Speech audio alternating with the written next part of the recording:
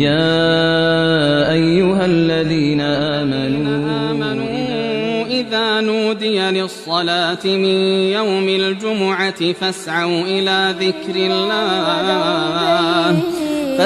إلى ذكر الله وذروا البيع ذلكم خير لكم إن كنتم تعلمون. العالمين والصلاة والسلام على سيدنا وحبيبنا محمد وعلى آله وأصحابه أجمعين. إمان دارانو خواناساني زور بريس وتاری جمعی رابردوو باسی ئەوەمان کرد خۆشترین شتێک لە ژیاندا تەبایی ناوخێزانە. ئەو تەبایی و ئاسوودەیی ناوخێزانیش وەکو تەرازوویەک وایە پێویستی بە هاوسەنگی هەردوو لا هەیە کە ژن و پیاوە. لە وتاری ڕابردوودا پەیامێکمان ئاراستەی پیاوانی بەڕێز کرد. وتاری ئەمڕۆشمان پشتیوان بەخوای تاک و تەنها پەیامێکە بۆ ئافرەتانی موسڵمان. هەموو ئافرەتێک پێیخۆشە پێی بوترێ ژنێکی باشە. بزانین لە قورئانی پیرۆز و لە فەرمودەکانی پێغەمبەردا صلی الله عليه وسلم ژنی پەسند و ژنی باش کێیە؟ خاڵی یەکەم لە ژنی پەسند و ئافرەتی باشدا ئەوەیە کە ئافرەتێک بێ گوێڕایەڵی مێردەکەی بێ. خوای پەروەردگار لە قورئانی پیرۆزدا لە سوورەتی ئەنیساء ئایەتی 34 دا دەفەرمێ فالصالحات قانتات حافظات للغيب بما حفظ الله. دەفەرمێ فالصالحات ژنی ژیر و دیندار، صالح بۆ پیاو صالحە بۆ ژن ئەو کەسەیە کە دوو سیفەتی تێدایە. ئەڵێن فڵانکە زۆر ساڵحە، ئەڵێن ژنێکی زۆر ساڵحەیە. هەر کەسێ ئەم دوو سیفەتەی تێدا بێ کەسێکی باشە. جا ژن بێ یان پیاو بێ. لێرەدا خوا باسی ئافرەتی کردووە. هەر کەسێ عەقڵی هەبێ ژیر بێ و دینداریش بێ. ئێستا ژنی وا هەیە ژیرە عاقڵە بۆ کاروباری دنیایی زۆر وریایە بەڵام دیندار نییە، ڕوو لە خوا نییە، ئەهلی عیبادەت و نوێژ و ڕۆژ و قورئان و ئەوانە نییە، حەزی بە خواناسی نییە. هەشە لە پیاوان و لە ژنانیش دیندارە، حەزی بە نوێژ و ڕۆژ و زیکر و قورئان و عیبادەتی خوایە بەڵام عاقڵ نییە. بەڵام کەسێکە لە کاروباری ڕۆژانە و ژیاندا نەزانە، نازانێت چۆن ڕەفتار بکات، چۆن بگونجێ. خوا دەفەرمێ ئافرەتێک کە ژیر بێ و دیندار بێ ئەمە سیفاتێتی. یەکەمیان قانیتاتون، ئافرەتێکن چاکن، گونجاون، ئافرەتێکە لەگەڵ ماڵی خەزوریە، لەگەڵ خەسوویە، لەگەڵ شوبرایە، لەگەڵ دراوسێدا دەگونجێ، لەگەڵ منداڵەکانی خۆیدا کەسێکی گونجاوە، کەسێکی باشە، گوێڕایەڵی مێردە. ابن عباس دەفەرمێ قانیتات لە تەفسیری ابن کەثیرە واتە گوێڕایەڵی مێردە، خۆی بەسەر مێردا فەرز ناکە، گوێڕایەڵی فەرمانەکانی مێردەکەیەتی. دووەم سیفەتیان حافظات للغەیب، نهێنی پارێزە. لە نهێنی سەر جێگاوە کە لەگەڵ مێردەکەی ئەنجامی دەدا دەی پارێزێ. بەداخەوە لەگەڵ حرمەتم خوشکانێک هەبن لەوانەیە کاتێک کە چی لەگەڵ مێردیدا کردووە لە ژووری نووستنە ئامادەیە بۆ ئافرەتێکیکەی باسکە. ئەوە نەهی لێکراوە لە شەرعا. ئەبێ ئافرەتی ئیماندار کە صالیحاتە خوا دەفەرمێ حافظات للغەیب. خوای پەروەردگار دەفەرمێ نهێنی پارێزن. نهێنی ناو ژووری نووستنی دەپارێزێ، نهێنی ناو ماڵەکەی دەپارێزێ. هەبوونی و نەبوونی نابێ ئافرەت کەشفی ئەسراری ماڵەکەی بکە، حتا تەنانەت لای ماڵی باوکی، لای براکەی، لای خوشکەکەی، لای دراوسێ و دۆستەکەی بڵێ ئەومان هەیە و ئەومان هەیە و ئەو مڵکەمان هەیە. ئەمانە نابێ قەدەغەکراون، ئەوە نهێنی ماڵی خۆتە. نابێ ئەوانە ئافرەت بیجێڕێتەوە لە چوارچێوەی ماڵەکەی بیباتە دەرەوە. نابێ باسی منداڵەکانی بکە، بڵێ منداڵەکانم خراپن، ئاوا دەکەن، ئاوا دەکەن، چونکە ئەوە نهێنی برنە دەرەوەی ماڵە. نابێ باسی ماڵی خەزوران و خزمی مێردەکەی بکە ئاوان و ئاوان، ئەوە نهێنی ماڵە. لە چوارچێوەی حەرەمی خێزاندا ئافرەتی ئیماندار نابێ بیباتە دەرەوەی ماڵ. ئەبێ لەناو خۆدا گفتوگۆی لەسەر بکرێ لەناو خۆدا بابەتەکان حەل بکرێن نابێ خەڵکی دەرەوەی ماڵەکە لە دەمی ئەم ژن و ئەم بووکەوە بیبیستێ ئەحواڵی ئەو ماڵە چۆنە بما حفظ الله خوا دەفەرمێ خوا چۆن حەقی ئەوانی پاراستووە واتە ئەی پیاو دەبێت تۆش ئەو سیفەتە تێدا بێ تۆش چاک بی تۆش کەسێکی گونجاو بی تۆش ڕێز لە خێزانت بگری تۆش مافەکانی جێبەجێکەی تۆش نهێنیەکانی ئەو بپارێزی ئەو کاتە ئەم تەرازووە ڕێک و پێک دەبێ ژنێکی ساڵح و خوا ناسمان دەست دەکەوێت پێغەمبەری خوا صلی الله عليه وسلم دەفەرمێ خەیر النساء امرأة باشترین ژن ئەو کەسەیە کە سێ سیفەتی تێدایە یەکەمیان ئیذا نەظەرتە ئیلەیها سەڕەتکە کاتێ پیاوەکەی سەیری دەکا پێی دڵخۆش دەبێت باشترین ژنێک لای خوا و پێغەمبەری خوا صلی الله عليه وسلم ئەو ئافرەتەیە کاتێ مێردەکەی و هاوسەرەکەی سەیری دەکا پێی دڵخۆش دەبێت پیاو بەچی ژنەکەی دڵخۆش دەبێت کاتێ ببینێ دەستی بە خۆیان هێناوە پۆشتە و پەرداخە جلی جوانە بۆنی خۆشە ئەمانە بەڕێزان شەرعە ئەمە دینە کاتێک کە دەبینێ زمانی شیرینە ڕووی کراوەیە دڵی صاف و بێگەردە پیاو کە ئەم ژنە دەبینێ هەم ڕوخساری هەم دڵ و دەرونی هەم بۆنی خۆش و جلی جوانی حەز بە خۆشحاڵی و شادمانی دەکات وإذا أمرتها أطاعتك باشترین ئافرەت دووەم سیفەتی ئەوەیە کاتێ مێردەکەی شتێکی پێ دەڵێ ئەڵێ بەسەر چاو بەڕێزەوە بە حرمەتەوە بەڵێ بۆ دەکا لە کاتێکا کە ئەو شتە بێشەرعی نەبێت لە سنووری شەرع نەچوبێتە دەرەوە سێم وإذا غبت عنها حفظتك في نفسها ومالك باشترین ئافرەت سێم سیفەتی ئەوەیە کاتێ پیاوەکەی لە ماڵ نییە کە تۆ ماڵ بەجێ دێڵی ڕۆژێک بەیانی دەڕۆیتە دەرەوە تا ئێوارەیان سەفەرێکی درێژ دەکەی ئەم ئافرەتە دووشت دەپارێزێ حیا و حرمەتی خۆی شتێکی واناکە لە کەیەکی کۆمەڵایەتی و ئەخلاقی بێتە سەر خێزانەکە منداڵەکانی دەپارێزێ قسەی ناو ماڵەکەی دەپارێزێ ماڵەکەش بە فیڕۆنادا بە فرسەتی نازانێ بڵێ مێردەکەم لە ماڵ نەیتر تەخشان و پەخشان بە پارەوە بکە نە ئەڵێ مادام پیاوەکە لە ماڵ نییە ئەوێ باشتر دەست پێوە بگرم بە بێ ئیزنی ئەو تەنانەت هاوکاری براو خوشک و ماڵی باوکیشم نەکەم ئەوە ئەمانەتێکە ئەو پیاوە لەبەر دەستی منە دایناوە پێغەمبەری خوا صلی الله علیه و سلم دەفەرمێ هەر کەسێک ئەم سێ سیفەتی تێدا بێت لە باشترینی ئافرەتەکانە جابری کوڕی عەبدوڵڵای ئەنساری دەفەرمێ بەینەما نحن عند رسول الله صلى الله عليه وسلم کاتێک ئێمە کۆمەڵە خەڵکێک بووین وهو في نفر من أصحابه پێغەمبەری خوا صلی الله عليه وسلم لەناو کۆمەڵێک لە هاوڕێکان و هاوڵان و سەحابەدا دانیشتە بوو إذ أقبلت امرأة ئافرەتێک لە دوورەوە هات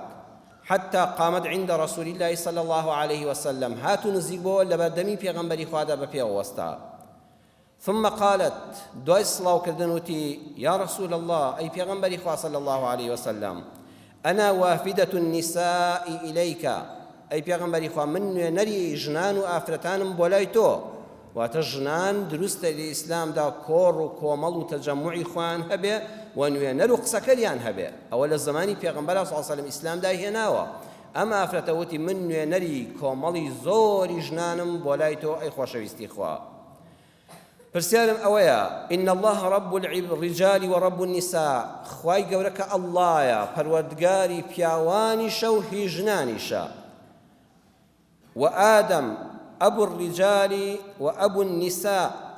ئادەم سەلامی خوای لەسەر بێ باوکی پیاوان هەمویانە و باوکی هەموو ژنانیشە وحەوا ئوم الرجال و ئوم النساء دایکە حەواش دایکی هەموو پیاوانە و دایکی هەموو ئافرەتانە وأنت بعثك رسولا إلى النساء والرجال توش پیغمبرێکی خوا ناردووی بۆ هەموو پیاوان و بۆ هەموو ژنانیش واتە بە کورتی پێوەدەی پێغەمبەری خوا صلی الله عليه وسلم ئێمە و پیاوان خوامان یەکە پێغەمبەرمان یەکە ئەسڵمان لە باوکە یەکە ئەسڵمان لە دایکە یەکە بەڵام ثم الرجال إذا خرجوا في سبيل الله وقتلوا فهم أحياء عند ربهم فرحين پیاوانی ئێمە دەچنە جەنگ و جیهادی کافران شەهید دەکرێن ئەو کاتە ئەو شەهیدانە زیندون لای خوا و دڵخۆشن بە بەهرەکانی بەهەشت ونحن نحبس عليهم ونخدمهم بەڵام ئەی پێغەمبەری خوا صلی الله علیه وسلم ئێمە لە ماڵەوە ناتوانین بچین بۆ جەنگ بچین بۆ جیهاد بەردەوام وا لە ماڵەوە ماوینەوە ئەبێ خزمەتی ماڵ بکەین خزمەتی منداڵ بکەین خزمەتی مێرد بکەین خزمەتی میوان بکەین نە بۆمان دەکرێت جیهادێک بکەین نە غەزا و تێکۆشانێک لە پێناوی خوادا بکەین واتە زۆر کاری کە بە پیاو دەکرێت ئێمەی بەستۆتەوە لە ماڵەوە خزمەتی ماڵ و مێرد فهل لنا من الأمر أجري شيء أي پیغمبری خوا تو بڵێ هیچ پاداش بۆ ئێمە هەبێ پیغمبری خوا صلی الله علیه و سلم فەرمووی اقرأ النساء السلام فەرمووی لە زمان منەوە سەلام لە هەموو ئافرەتان بکە وقولي لهن پیان بڵێ إن طاعة الزوج واعترافا لحقه يعدل ذلك وقليل منكن يفعله پیان بڵێ خزمەتکردنی مێرد و گوێڕایەڵی مێرد و دڵسۆزی بۆ ماڵ و مێرد و میوان و منداڵی خۆت ئەوە بەقەدەر ئەجری ئەو شەهیدانەتان دەست دەکەوێت کە لە پێناوی خوادا خوێنیان ڕژاوە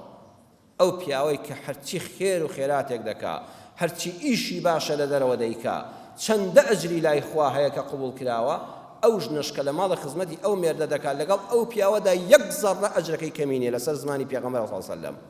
کەواتە ئیطاعەکردنی پیا و گوێڕایەڵی و حرمەت لێگرتنی بە هەموو ئەو ئەجرانە پاداش بۆ ژنەکە دەنووسرێت کە پیاوی بەڕێز و باش دەیکا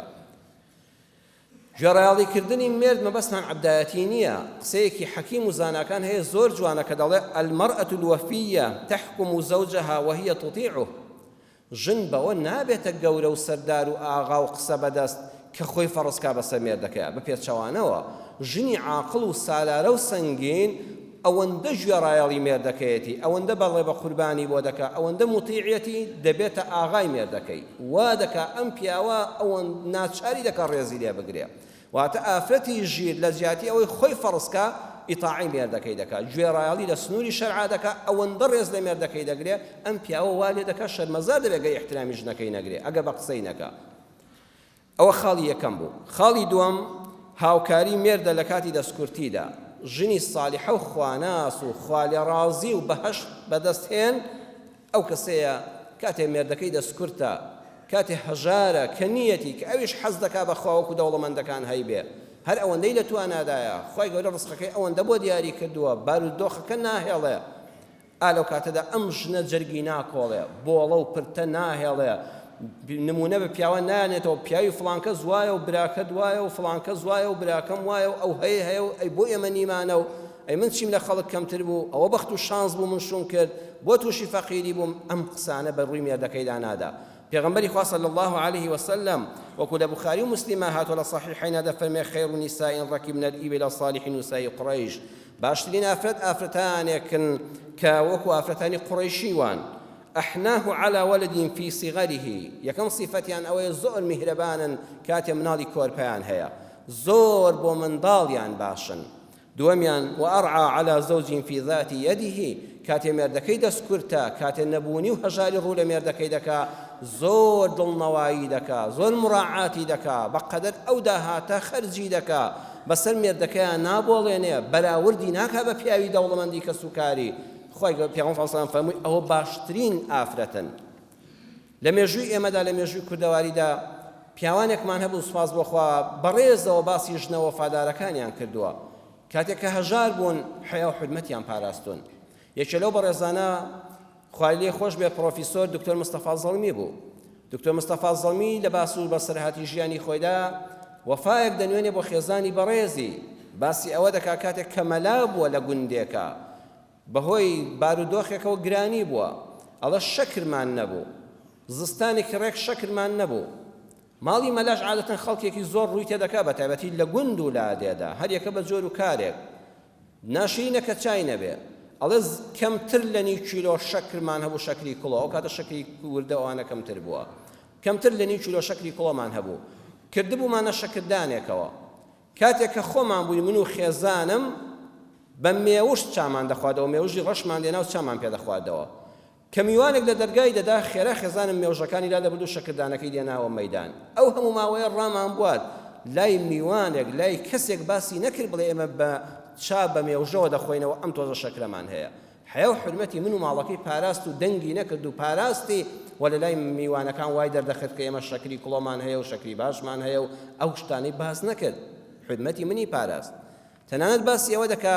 زۆر جار میوانی بردوێتەوە کە ئەوەش هەڵەیەکی پیاوە هەر کەسێک توش بوو فەرموو با بڕۆینەوە بەڵام نەزانی لە ماڵە چت هەیە و چیت نییە ئافرەتیش پێی ناڕەحەت دەبێ ئەبێ پێش ئەوەی قوڵقی میوانێک بکەی حیسابی ماڵی خۆتت کرد دەبێ و نابێ پیاوانی بەڕێزیش ئەوە عادەتەی کوردەواری باش نییە هەر کەسێک خڵقی کردی فەرموو دەبا بڕۆین بۆ ماڵی مە یەکسە بڵێ فەرموو با ئەوە حرمەتی کوردەواریانە و عرفی باو باپیرانمانە بەڵام نابێ هەر کەس چی فەرمووی لێکردی بۆ ناخواردن تۆش یەکسەر بە شوێنی ئابڕۆی نا ئەوە چێ ڕێزی لێگرتبی بەڵام لەوە چێ بارودۆخی ماڵی تەواو نەبێ لەوە چێ نەی بێ لەوە چێ خێزانی نەخۆش بێ منداڵی سەعی هەبێ سوپاسی بکە ڕێزی بگرە و مەمنونی هەڵوێستەکەی بە بەڵام مەچۆ هەموو ماڵێک و هەموو فەرموویەک نابێت دعوەتەکە قبوڵکەی ئەڵێ مامۆستایەکی بەڕێزم توش بوو نزیکی مەغریبە وتم مامۆستا با بچینەوە ماڵی ئێمە وتی وەڵا فەرموو چوینە مزگەوتەکە و ماڵم لە تەنیش مزگەوت بوو چوومە ماڵەوە وتم بۆ ئێوارە مامۆستا مەلا فڵان کەسم میوانە خێزانم پێی وتم وەڵڵاهی تەنها مشتێ برنج لە ماڵەکەماندا هەیە مشتێ برنج نەبێ هیچی تر شک نابم لەو ماڵەدا نە تەماتە و خەیارێک نە هیچ شتێک نە میوەیەک بەس مشتێ برنجمان هەیە بەخوا مناڵێکی شیرە خۆرە ئەگە بیخوارم بە هەرەوە پێی تێر بخوا ئەڵێ بەخوا سوێن بەخوا لەو کاتەدا فلسێک لە ماڵمان و لیژفانمانە بوو یەک فلسێک نەک دینارێک هەتا بچم شتێکی پێ بکڕم وتم هەرچۆنە بێ ئەو پەرداخە لێنێ و ئێوارە تەکبیری بکە کاتێ نوێژی مەغریبمان کرد و چوینەوە بۆ ماڵەوە خێزانم یەک قاپی بچکۆلە برنجەکەی دانا ئەوەندە کەم بوو عەرەقم دەردا لە شەرمەزاریدا بۆ میوانەکەی دانا و وتی وەڵڵاهی خەجاڵەتیشم تۆ ئێواران پارێستە و نان ناخۆی بە منی وتی لەبەرەوەی کە تۆ نان ناخۆی منیش نیوەڕۆ لەگەڵ ئەو ماڵە دراوسیانە نان و کولێرەوەشتم کردو زۆرم خواردبوو بەخوا هەر ئەو تۆزەم لێنا بەشی خۆم بکە لەبەرەوەی کە تۆ نان ناخۆی منیش تێر بووم ئەو تۆزەم لێنا جا من سوزان دڵم منیش خۆم تۆڕەکە وتە بۆ شتێکی باشە لێ ناوتی وەڵای لەبەرەوەی تۆ نان ناخۆی منیش تێر بووم ئەگە بمزانێ ئەو میوانە بەڕێزەمان دێ بەخوا قبوڵی و مریشکم لێ دەنا خواردنی خۆشم دروست دەکرد پێنەوتم هەرە تۆ هیچت هەیە لە ماڵەوە هەتا بەسەر منا بنەڕێنی و ئەمرم بەسەرا بکەی و لۆمەی ئەوەم بکەی بۆ خواردنێک ئامادە نەکردو دە شتێک بێنەوە بالینم لەبەر چاوی میوانەکەدا بارودۆخەکەی وا لێ کرد کە میوانەکە داوای لێبوردن بکە هەرزاری کردەوە ئەگە خوا دەمزانی بەڕێزت دێیتە ماڵمان بەخوا هەموو شتێکە بوونانی باشم دروست دەکرد شار دێوە کە بڵێ ئێمە هیچمان لە ماڵانیە بارودۆخەکەی بەڕێ کرد جاخوا لەو جۆرە ئافرەتانە ڕازیە کاتێک کە نەبوونی و نەداری سنەتی ژیانە بەخوا ڕوو لە هەموو ماڵێک و کەسێک دەکا ژیرفانت بەتاڵ دەکا و مەتبەخت خاڵی دەبێت لە زروف و بارێکە ئەم ژنە هاوکاری مێردەکەی دەبێت أعظم النساء بركة أيسرهن مؤنة لمسند إمام أحمد هاتو كبيغمبري صلى الله عليه وسلم دفرمي بركة دار تريني جنو هاوسر أوانا كبكم غرازين وأتكم يردكي دولة من لجنبه قناعتي هيو باردوخي جاني خوي بريدك سيميان أفرتي خواناس ديندارو كخوالي رازي أو غيري دل بيسينيا أفرت عادة غيري هي بلام نابي بقات دل بيسي أنس كري مالك دفرمي قالوا يا رسول الله برسياريان كل بيغمبري خوا صلى الله عليه وسلم وتيان أي بيغمبري خوا ألا تتزوج من نساء الأنصار أي بيغمبري خوا أو تو چند سال لمدينة نشتزي بو جنيكي مدينة نهناوا پیامبر صلی الله علیه و سلم سری سیری کن یک جنی مدینه نهناوا خو مدینه کان له همو کس باشتر بون بوی لخدمت کانی خوی زور دلسوزتر بون آفتیشان زور بریز و خاندان و جوان بوا پیغمبری صلی الله علیه و سلم فرموی ان فیهم لغیرة شدیده بوم در کوتو آفتی مدینه غیره عن زور بهزا یا خو آفرتك نهاية مال تورد بن يا خو ميردك يخسر لقلب فيها آفرتك أنك ومرحبا إنك تورد بن منيش بيغمبري خوام همو خلق يقرم تيادك لكز لجن لآفرتي بالتمن لآفرتي جنس برسيارم ليدك ناتشار مجابي دم واجب ما أو آفرتاني مدينة بكل شيء منان غيران أو اندبه هذا يكسر أجادك يتمال موا وتوصفتك خلافة كآفرت غيري بقاته حد يدل بيسي ويكياوش بيوستكاتك هاوسر دخوازي أو أموشقاري أبو قرآن سيري بنماڵەیەکەی ئەگە زانیت بنەماڵەیەکن دڵیان پیسە و دایمە بە گومان و بەشکن و غیرەی بەهێزیان هەیە خۆتی لێ پارێزە چونکە لە ئەنجامە نەجاحەت ناهێنی چوارەم ژنی چاک عیناد نییە کە لە ڕەخ و کە لە شەق نییە پێغەمبەری خوا صلی الله عليه وسلم فەرموویەتی ئەلا ئوخبیڕکم بنیسائیکم من ئەهل الجەنە پێتان بڵێم ژنانێک کە ئێستا وا بزانە لە بەهەشتان هەر ژنێک ئەم سیفەتانەی تێدا بێ پێغەمبەری خوا فەرمووی ئەهلی بەهەشتە الودود ئافرەتانێکی میهرەبانی دڵنەرم هەر ئافرەتێک زۆر دڵی نەرم بێ میهرەبان بێ لەسەر خۆ بێ زمان شیرین بێ دەنگی نزم بێ ئەوانە خوالیان ڕازیە الودود حەزی بە مناڵە چونکە مناڵەوە بەهرەیەکە خوای گەورە یوان نایداتێ بەر حیکمەتێکە خۆی دەیزانی و ئێمە نایزانین بەڵام ئافرەتێکە حەزی بە مناڵە حەزی بە دایکایەتیە جابڕێزان ئەم فەرمودانی پێغەمبەر صلی الله عليه وسلم زۆر بە تەرتیب دانراون چونکە کەلامێکن بە وحی خوای خراونە دڵی ئەو سەروەرەوە بۆیە ئافرەت شەر نییە هەر مناڵی بێ حەقوایە هەڵسەنگێندرێ ئەلوەدود نەبێ حەیفە ئەلوەلود بێ یەکەمیان ئەلوەدود پاشان ئەلوەلود ئەگە ئافرەت میهرەبان و دڵفراوان و ڕۆخۆش و زماشیرین نەبێ بەخوا حەیفە مناڵی بێ چونکە ئافرەتی کەللە شەق و ڕقاوی و دڵگەرم و تووڕە و عەسەبی بەخوا مناڵیش دەکوژێ هەیە مناڵی خۆی کوشتووە یان ئەوەندەی لێداوە سەرشێتی کردووە بۆیە دەبێ ئافرەت هەڵسەنگێندرێ بە دڵنەرمی بە میهرەبانی بە سۆز و ڕەحم و بە زەی و زماشیرینی ئەمجا مناڵ بخاتەوە بۆی مناڵەکان بەدبەخت نەبن ئەوە خاڵی دووەمی پیامبەر صلی الله علیه و سلم فەرمووی سێەم سیفەتیان ئەلعەود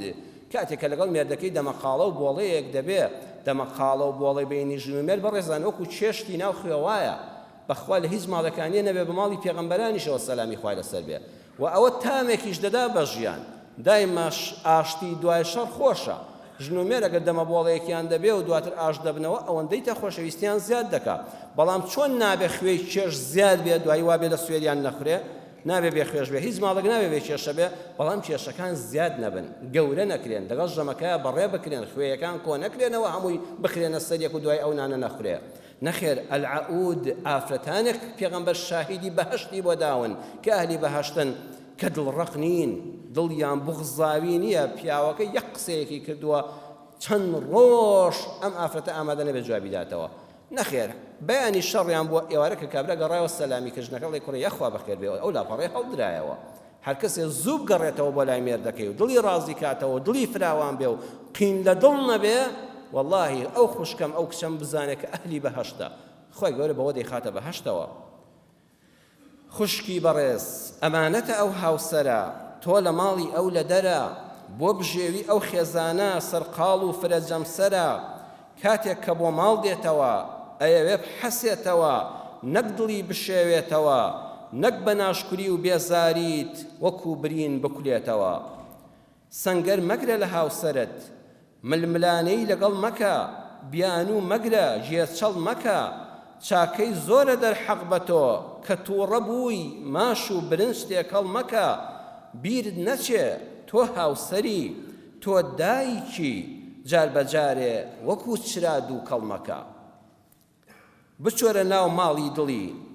هەر لەوێ بە ماڵ بار مەکە چڕنوک لە دڵەکەی مەگرە دڵەکەی کۆڵەوار مەکە لوتکردن و بڕووبیان و هەرگیز ناشێ بۆ کەیبان و لوتکردن و بڕووبیان و هەرگیز ناشێ بۆ کەیبان و کابانووی ماڵ وەزیری ماڵە ڕئیسی حکومەتی ماڵە لالود بێ لە مێرد و منداڵ بەخوا ئەو ژیانە ناچێتە سەر لێی ناوەشێتەوە بۆ ئەو جوان نییە لە ڕێزیدا دەبەزێنێ پێنجەم کە پیاو سەرکەوتنێکی بەدەستهێنا بۆ نمونە پیاو هەیە سوپاس بخوا مناڵیشی ئەو دەشخوێنێ شەهادەکەی هێنایەوە قۆناغێک لە خوێندن و لە زمانی بڕی لە هەر شتێکە لە کەسابەتێکا سەرکەوتنی بەدەستهێنا داهاتێکی دەستکەوت لە سەفەرێکا بە سەرکەوتووی گەڕایەوە جلێکی جوان و تازەی لەبەر کرد ئافرەتی ساڵیحە و خواناس خۆشحاڵی دەردەبڕێت دەڵێ یەخوا و سەرکەوتنت پیرۆز بێ ئیشەڵڵا شتی باشتری بەدوەدادێ وەڵڵاهی دڵشاد بووم سوپاس بۆ خوای گەورە ئەوەنەی ترهانی مێردەکەی دەدا نەڵە کەیفی خۆتە واجبی خۆتە چی بۆ منە هەر لە من دوورکەوتیەوە ئەرکەکەت بۆ سەر شانیم ببوو نە بەم قسانە نەک ساردی ناکاتەوە بە پێچانەوە هانی دەدا لە مسند ئیمامی ئەحمەدە هاتووە کە پێغەمبەری خوا صلی الله علیه وسلم بوردەیەک جبەیەکی ڕەشی کرد قاتێکی ڕەشی کرد کاتێ لەبەری کرد خات و عایشەی خێزانی بە دەوری پێغەمبەرە هات و شوو سەیری کرد و فەرمووی ما ئەحسەنەها عەلەیکە تەشریب سەوادەها ببیاضیکە وبەیاضیکە بسەوادیها ئەی ماشەڵڵا لێبێ پێغەمبەری خوا یەخوا پیرۆزت بێ ئەو قاتە جلە جوانە ئەو جلە ڕەشە هەر لە خۆت دێ ئەو پێستە سپیە جوانەی جەنابن لەگەڵ ئەم ڕەشەیە ئاوێزان بوون سپیەتیەکەی تۆ ڕەشەکەی جوان کردووە بەهۆی جلە ڕەشەکەشتەوە دەموچاوی مبارەکەت ئەوەندەی کە ئەم سپیەتیەی دەرکەوتووە یعنی هانیدا یەخوا ئەم جلەت پیرۆز بێ ئابزانە پێغەمبەری خوا صلی الله علیه و سلم چەند دڵخۆش بووە ئەمە صفاتی ئافرەتی ئیماندارە کە بە هاکەزایی بەسەر شتەکان هاتیە نەپەڕێ و پیرۆزبایی و پاڵپشتی لە مێردەکەی بکە بەڵام دەبێ هەموو ئەوەش بڵێین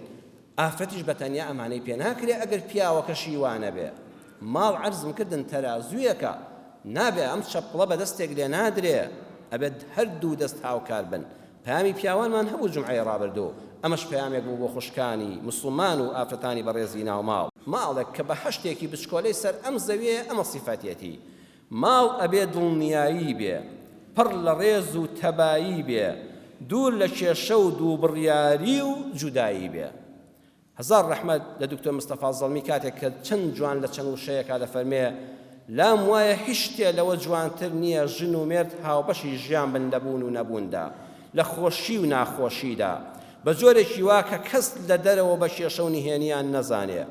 ژیانی ژن و مێردایەتی وەکو کۆمپانیایەک وایە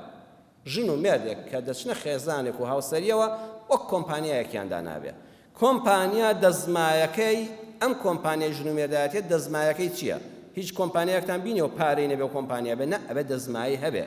دەزمایی ژن و مێردی بەختەوە دووشتە خۆشەویستی و ڕێز لە یەکگرتن خۆشەویستی و ڕێز لە یەکگرتن دەزمایی ئەم خێزانەیە قازانجەکەی چییە قازانجەکەی پارەپۆڵ نییە قازانجەکەی ئاسوودەیی دڵ و کامەرانی و خۆشبەختی ژیانە دەفەرمێ هەر ژن و مێردێک لەسەر بنەمای بەرژەوەندی مادی بە یەکەوە کۆ ببنەوە ئەوە ژیانیان تاڵ و چەواشە دەبێت پیاویش دەبێت ڕێز لە ژنەکەی بگرێ لە صحیحی مسلمە هاتووە گوێ لەم فەرموودەی پێغەمبەری خوا بگرن پیاوانی بەڕێز سەرۆرمان صلی الله عليه وسلم فەرموویەتی دەفەرمون سەحابە دەفەرمون كان رسول الله صلى الله عليه وسلم رجلا سهلا إذا هويت الشيء تابعها عليه لەبارەی عایشەوە فەرموودەیە هاتووە پێغەمبەری خوا صلی الله عليه وسلم پیاوێکی زۆر لە سەرخۆ و سادە و نەرمونیان بوو زۆر ئاسان کار بوو زۆر پیاوێکی بێمەسرف بوو ها پیاوی وا هەیە لە ماڵەوە قەت ژنی عەزیەت نادا پیاوی واش هەیە نانی بەیانی خواردو هێشتا خەمی نیوەڕۆیەتی نیوەڕۆ لەسەر سفرە خەمی ئەوارەیەتی ئەرێ چیمان هەبێ و چیمان نییە قەت جارێکی وا پیاوی وا هەیە بەژنەکەی ناڵێ دەستت خۆش بێ ئیلا ڕەخنەیەک لەو خوانە دەدۆزێتەوە یان دەڵێ بێخوێ یان دەڵێ سوێرێ یان دەڵێ تامی وایە یان دەڵێت شەورە یان دەڵێت کەم ئەوانە پێغەمبەری خوا صلی الله علیه و سلم ئەو سیفەتانەی نەبوو پیاوێکی زۆر سادە زۆر ئاسانکار زۆر نەرمونیان لەگەڵ ژندا